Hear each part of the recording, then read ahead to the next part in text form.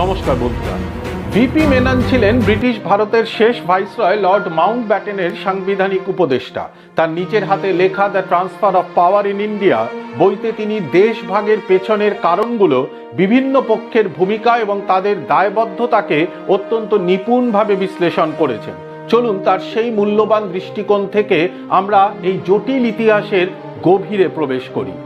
ইতিহাসের গভীরতম এবং সম্ভবত সবচেয়ে বেদনাদায়ক অধ্যায়গুলোর একটি নিয়ে আজ আমরা আলোচনা করব, ভারত বিভাজন, যা আমাদের উপমহাদেশকে চিরতরে বদলে দিয়েছে।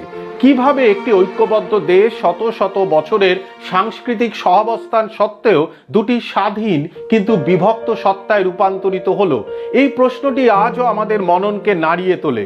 এর উত্তর খুঁজতে আমরা ডুব দেব একজন অসাধারণ ব্যক্তিত্বের প্রামাণ্য লেখনীতে, যিনি শুধু ইতিহাসকে কাছ থেকে দেখেননি, বরং ইতিহাসের বাঁকে দাঁড়িয়ে তার গতিপথ নির্ধারণে এক গুরুত্বপূর্ণ ভূমিকা পালন করেছেন। তিনিই হলেন ভিপি মেনন।